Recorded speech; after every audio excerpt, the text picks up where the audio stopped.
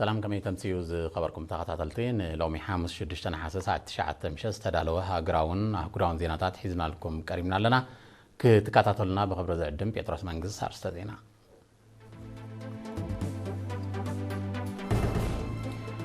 عب زوادوب عب موقاد قدات المدتاتن من رقات مسالات قلعن استسلاسل نتفتات تقمقيمون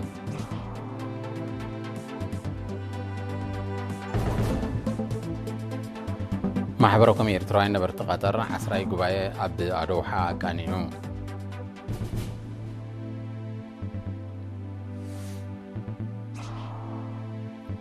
عبد زواقاش باركا بسنة ممهرناك سلطنة صنحة لعلي شدشتميت ممهران كلمة مرتي تمرغان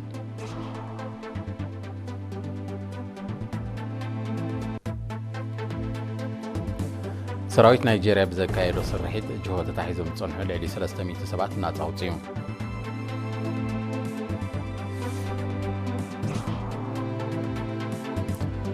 منجست تركي اعتقاد سلفي سراحتينياتات كردستان مالت PKK ناب سلاماوي هيوت مصنبار زخل حق نديفون سمين كوريا فتنة بالستيك ميسايل كم زكايدت دوب كوريان جابانن كسيسان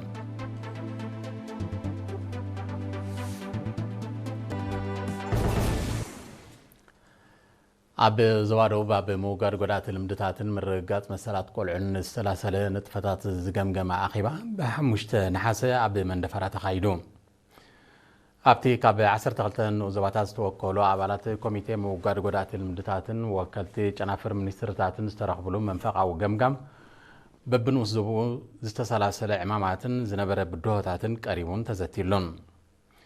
وانا دايركتور كفلي محبرة أقولقلوت ممرق على تسفى سلاسي أبزغر واتسابساب علامة كوميتي موقعد قدات المدتات أفلطون نقحاتن زيقاتات بمعباي عبلعلي دكا نستيان وحساناتن زفتصمو قدات المدتات بحافشا كشبو دكا نستيان مرعاتها تعدمان دما بفلاين موقعد كم زخانة بمتكاس عب زحالة فشدش تواريح استات 248 زيقاتات استساتفو قصقاسات كم تخيل فليتون اتي غوسغاسات صعبينات قولات المدتات بمنصر اكالاون امراون طعنان حقن زتقالل كم زنبره بمتكاس حبرتسب طعياتنا افريتن زيغاتات نخلوو قولات المدتات ابموغاد تورو كعزز زخاخيرون تساتفت بوغنوم اتي اخيبا حدحداو تمكرو كلواوطو كومون طلوا زفترو اكالات حبرتسب بمللاي غوسغاساتم كحيلو كم زحغزوم بمحبار قولات المدتات زفتصمو وغنات ارامس قمتي كوسرلم تمحصينم أما حدار زوادو باتو هابتاب تسفاتينا بزهابو مزازم قال لمدتات اب حصير غزي كقيرو تثبيت كم زي جبر بمزخار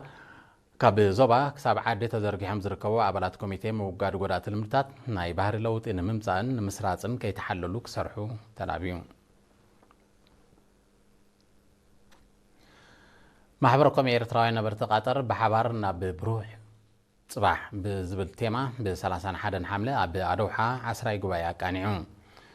أبتي بركز ولا عبارات محبركم استرقبلو قبائي أمباسادر إيرترا بهاجر قطر أتو علي إبراهيم أبزس معقل نتران أبركوتون محبركم أبي هاجراو مدبات بموقاس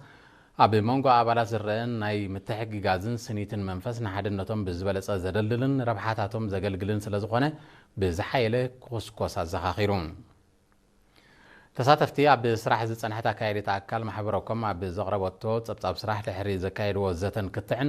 تران أبركتون محبركم نمعزازا بزعلمه ناي مسأ مدبات تراديوم أموداتا قبائنياتات حداسا كايري تاكال مريتهم أمباسادر علي إبراهيم بزم حلالفو مزازم ملختي قبائنياتات نزار عيوان نطف تساتفو دحر مسجان حداس تمرساتا كايري تاكال حدنتن متحيقازن عبالات محبركم نمدنفع كومون اجامم أبي هاقراو مدبات مبراق أبرتعاك السرح تلابيون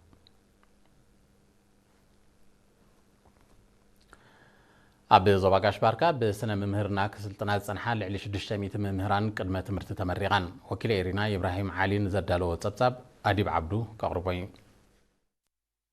أب زواقاش باركا قلقلوت قدمة تمرت مسفاح بقعة تمرت محيال بزكاية زلو صعري أب حداريت بيت تمرت قونيين حد ورحب سنة ممهرنا كسلطنات صنحة لعلي 600 حدث ممهران بحموش نحاسة تمرغان اتبخلص حسابن قبرن استوهاب السلطنة نخلق جزئي مخانو زحبره دايركتر أحداريت بيت تمرت قونيه ممر كبرو ماسمرم سلطنتن زرأيوو تقداسنتن توفاينتن موغيسوم ሚኒስትሪ ትምህርቲ ሓላፍ ኣሃዱ ትምህርቲ ብርሕቀት መምህር መስፍን መሓሪ ብወገኑ ኣገልግሎት ቅድመ ትምህርትን ምስፋሕ ብሃገር ደረጃ መሰልጠን ማእከላት ቆይሙ ስልጠናታት ይውሃብ ከም ዘሎ ሓቢሩ ሓላፍ ጨንፈር ትምህርቲ ዞባ ጋሽ ባርካ መምህር ያሲን መሐመድ ድማ ዛጊት ብዝተኻየደ ጻዕሪ ኣብ ዞባ ጋሽ ባርካ 155 ዝነበረ ቁፅሪ ትካላት ቅድመ ትምህርቲ ናብ 438 ከም ዝዓበየን ልዕሊ 27,000 ተምሃሮ ኣገልግሎት ይረኽቡ ከም ዘለዎም ብምሕባር ኣብ ዝቕፅል ዓመት ቁፅሪ ትካላት ናብ 630 ብዝሒ ተምሃሮ ድማ ናብ 39,000 ክብል ጻዕርታት ይካየድ ከም ዘሎ ገሊጹ ኣማሕዳር ዞባ ጋሽ ባርካ ኣምባሳደር ማሕሙድ ዓሊ ሑሪ ኣብ መወዳእታ ኣብ ዝሓለፈ ዓመት ጀመረት ትካላት ቅድመ ትምህርቲ ናይ ምስራሕን ሓደስቲ መምህራን ናይ ምስልጣንን መደባት ኣብ ምስፋሕ ኣገልግሎት ቅድመ ትምህርትን ምዕባይ ቁፅሪ ተምሃሮን ልዑል ኣስተዋፅኦ ስለ ዘለዎ ንምዕዋቱን ልዑል ኣበርክቶ ንዝገበሩ ዘለዉ ትካላትን ውልቀ ሰባትን ምስጋና ኣቕሪቡ ኣብ ዞባ ሓልሓል ተራኮም ኣብ ምምዕባል ማሕበራዊ ኣገልግሎታት ምዕዛዝ ዘተየ ርክባት ካብ 27 ሓምለ ክሳብ 5 ነሓሰ ተኻይዱ ኣማሕዳርቲ ዞባ ኣቶ ግርማፀን ኣብርሃም ምስ ዓበይቲ ዓድን ኣነባበርትን ኣብ ዝገብሮ ርክባት በቢግዜኡ ዝዋደድ ዘሎ ትካላት ማሕበራዊ ኣገልግሎት ህዝቢ ብግቡእ ክጥቀመሉን ቀጻልነቱ ከውሕስን ኣብ ዝሕግዝ መድያት ብዕምቀት ተዘትዩ ንተራን ኣበርክቶን ነበርቲ ኣብ መደባት ልምዓትን ድሕነትን ዝመጎሰ ኣቶ ግርማፀን ትግባረ ዝውጠን መደባት በግቡእ ክከታተሉን ተጠቃምነቶም ንምብራኽ ሓበራዊ ርድኢቶም ከሕይሉን ኣዘኻኺሩ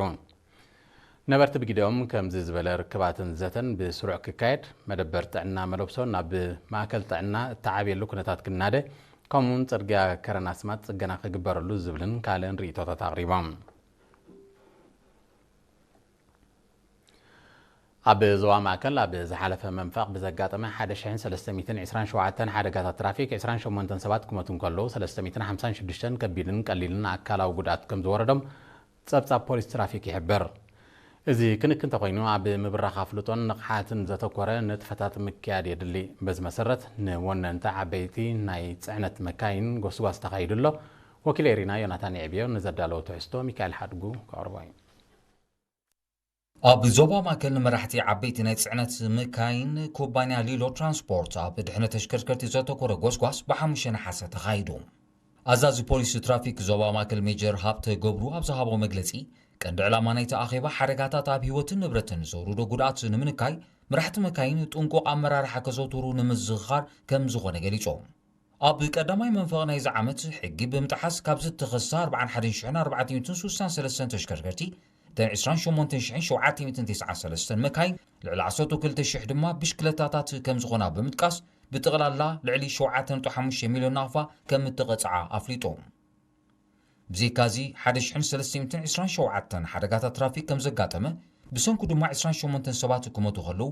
356 ሰባት ከቢድን ቀሊልን ኣካላዊ ጉድኣት ከም ዝወረዶም ከምኡ እውን ኣስታት 10 ሚልዮን ናቕፋ ዝግመት ዕንወት ኣብ ንብረት ከም ዝሰዓበ ኣፍሊጦም ቀንዲ ጠንቂ ሓደጋታት ትራፊክ መሰሰቲኻ መኪና ምምራሕ ኩቱር ናህሪ ምልክታት ትራፊክ ዘይምኽባርን ርሕቀትካ ዘይምሕላውን ከም ዘጠቓልል ዝጠቐሱ ኣባላት ፖሊስ ትራፊክ ሕጊ ትራፊክ ብጥብቂ ክኽበር ተማሕፂኖም ተሳተፍቲ ብወገኖም ዝተዋሃቦ መግለጺ ኣብ ድሕነት ትራፊክ ንጸንሖም ፍልጠት ዝድርዕ ምዃኑ ብምግላጽ ብቐጻሊ ክካየድ ተላብዮም ኣብ መወዳእታ ካይዲ ስራሕ ኩባንያ ሊሎ ትራንስፖርት ኣቶ ሓየሎም ነጋሲ ኣብ ዘስምዑ ቃል መራሕቲ ዓበይቲ መካይን ነቲ ብፖሊስ ትራፊክ ዝተዋህቦም ሓበሬታ ኣኽቢሮም ዕለታዊ ንጥፈታቶም ከካይዱ ኣተሓሳሲቦም ኣብ ዞባ ሰሜናዊ ቀይሕ ባሕሪ ንመበል 28 ግዜ ብዝካየድ ዘሎ ወፍሪ ተምሃሮ ንልምዓት ኣብ 3 ዞባታትን 20 ምምሕዳራት ከባብን ኣድማዕ ንጥፈታት ይሰላሰል ከም ዘሎ ተገሊጹ ኣዋህድ ናይቲ መደብ መምህር ፍሳሐፅን ተኪየን የሪና ኣብ ዝሃቦ ሓበሬታ እቲ ወፍሪ ኣብ ዞባታት ናቕፋ ኣፍሓበትን ጊንዳዕን ኣብ ዝርከባ 15 ነቑጣታት ይካየድ ከም ዘሎ ብምጥቃስ ምዕቃብ ማይን ሓመድን መስራሕን ምጽጋንን ዛላታትን ከትርታትን ምቑራጽ ወረርቲ ኣግራብ ከምኡን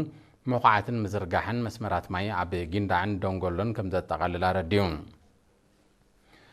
ኣብዚ ወፍሪ 79 ሚታዊ ደቂ ኣንስትዮ ዝርከቦም ልዕሊ 260 ተምሃሮ ኣለይቲ መምህራን ክኢላታት ሕርሻን ኣጋር ሓካይምን ይሳተፉ ኣለዉ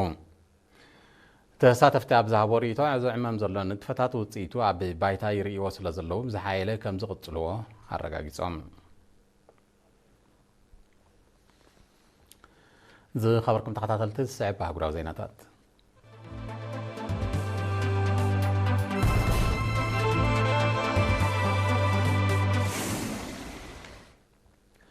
ሰራዊት ናይጄሪያ ኣብ ዝሓለፈ ሳልስቲ ብዘካየዶ ሰፊሕ ስርሒት ጅሆት ተታሒዞም ዝጸንሑ ልዕሊ 300 ሰባት ናጻ ከም ዘውፅእ ሓቢሮም እቶም ቆልዓ ሰበይቲ ዝርከቦም ጅሆታት ካብ ዝሓለፈ ወርሒ ለካቲት ኣብ ዝተፈላለየ ከባቢታት ናይጄሪያ ከም ተጨውዩ ሰመዝ ጸጥታ ገሊጾም ቦኮ ሓራምን ካልኦት መንነቶም ዘይተፈልጠ ዕጡቃትን መባልቲ ገንዘብ ንምርካብ ነቶም ጅሆታት ሒዞሞም ከም ጸንሒ ዝቃላሕ ዘሎ እዚ ከምዚ እንከሎ ኣብቲ ስርሒት 10ታት ዕጡቃት ሽበራውያን ከም ተቐትሉ ዝሓበሩ ሰመዚ እቲ ወተሃደራዊ ወፍሪ ይቕጽል ከም ዘሎ ኣረድዮም ኣብ ናይጄሪያ ተኸሲቱ ብዘሎ ጸጥታውን ወተሃደራውን ቅልውላው ተሪኦታት መሓዝ ጅሆ ዳርጋ ልሙድ ፍጻመ ኮይኑ ከም ዘሎ ናይ ቀረባ ተዓዘብቲ ይጠቕሱ ሰፊሕ ክፋል ምብራቃዊ ናይጄሪያ ኣብ ትሕቲ ሽበራውያን ወዲቑ ከም ዘሎ እዮም ጸብጻባት ዝገልጹ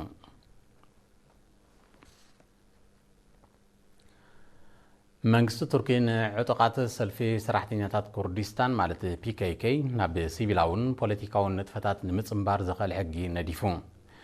እቲ ስጉምቲ መቐጸልታ ናይቲ ኣብ መንጎ መንግስቲ ቱርክን እቶም ዕጡቃትን ዕርቂ ንምግባር ክካየድ ዝጸንሐ መስርሕ ምዃኑ ተገሊጹ በዚ ድማ እቲ ካብ 1980ታት ኣብ መንጎም ክካየድ ዝጸንሐ ዕጥቃዊ ግጭት ሰላማዊ ማዕልቦ ዝርከቦ ከም ዝመስል ናይ ቀረባ ተዓዘብቲ ይእምቱ አንጻር መንግስቲ ቱርኪ ንልዕሊ 40 ዓመታት ዝቐጸለ ዕጥቃዊ ቃልሲ ዘካየደ ፒኬኬ ኣብ ወርሒ ግንቦት 2025 ዕጥቁ ከውርድ ከም ተሰማምዐ ጸብጻባት የረዱ እቲ ሰላማዊ ተበግሶ ንቱርክ ጥራይ ዘይኮነ ዞባዊ ኣገዳስነት ከም ዘለዎ እዩ ዝግለጽ ዘሎ ካብ 1984 ኣብ መንጎ ሰራዊት ቱርክን እቲ ዕጡቅ ጉጅለን ብዝተኻየደ ግጭት ልዕሊ 40,000 ሰባት ከም ተቐትሉን ሚልዮናት ከም ተመዛበሉን ጸብጻባት የረዱ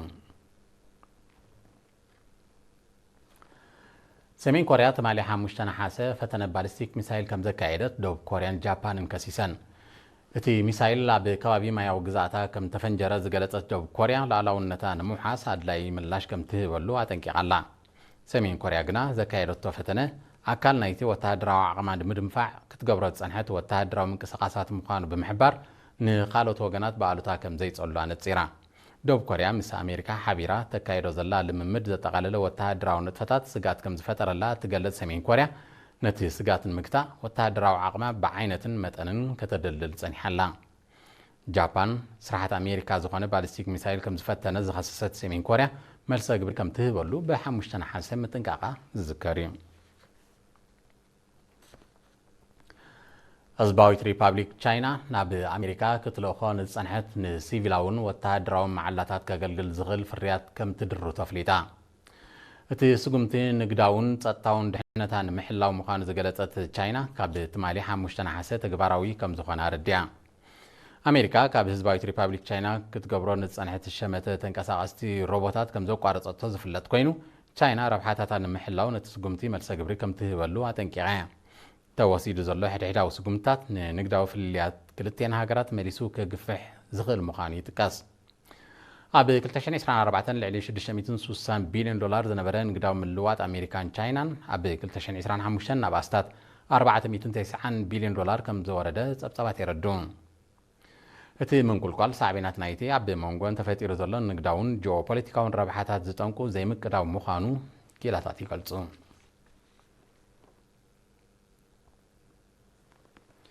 ብሪጣንያ ንዩክሬን እትገብሮ ወተሃደራዊ ደገፍ ብዝለዓለ መልክዑ ከም ትቕጽሎ ሓፍሊጣ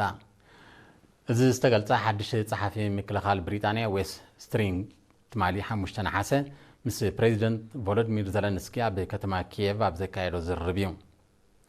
ብሪጣንያ ወትሩ ኣብ ጎኒ ዩክሬን ከም ዘላ ዝገለጸ ዌስ ስትሪንግ የቕሬታን ዝተገብረላ ደገፍ ብዓይነትን መጠንን ክብ ከም ተብሎ ኣረዲዩ ኣሎ ከም ኣካልቲ መደብ ብሪጣንያ ደገፍ ስርዓተ መከላኸሊ ሚሳይል ከም ትገብርን ሰራዊት ዩክሬን ክትህቦ ዝጸንሐት ስልጠና ከም ተስፍዖና ነጺሩ ብሪጣንያ ንዩክሬን ተወሳኺ ወተሃደራዊ ደገፍ ከም ትገብረላ ትገልጽ ዘላ ሩስያ ኣብ ልዕሊ ዩክሬን ተካይዶ መጥቃዕትታት ኣስፊሓቶ ብዘላትሉ እዋን እዩ ብሪጣንያ ካብ 2022 ንድሓር ጥራይ ንዩክሬን ልዕሊ $25 ቢልዮን ዝግመት ወተሃደራዊ ደገፍ ከም ዝለኣኸትላ ጸብጻባት የረዱ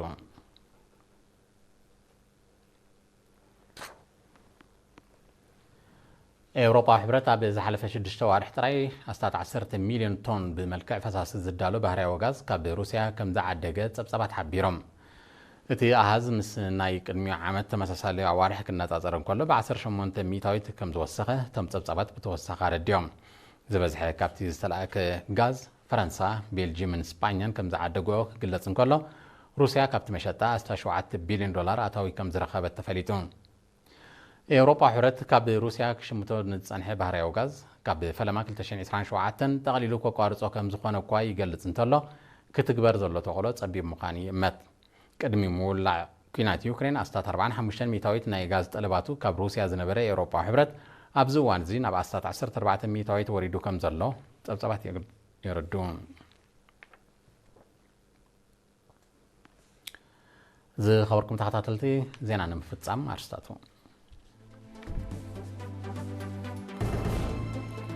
اب زوادو باب موغاد غدات لمدتاتن مرغات مسرات قلعن تسلاسل نطفتات تگمگيمو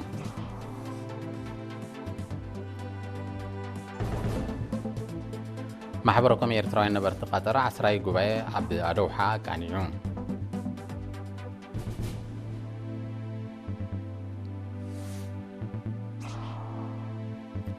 اب زواغاش بارغا بسنه ممهرنا كسلطنات صنحا لعلي 600 ممهران قدمه تمرتي تمرغان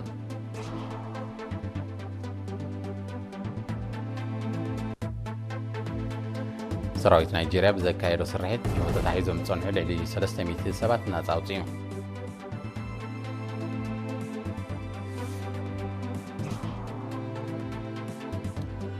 منغستو تركي اعتقاد سلفي سرحتنيات كردستان مالتي PKK ناب سلاماوي هيوت نمصمبار زخدن الحقي نديفون سيمين كوريا فتن بالستيك ميسايل كم زكايدت دوب كوريان جابانن كسيسان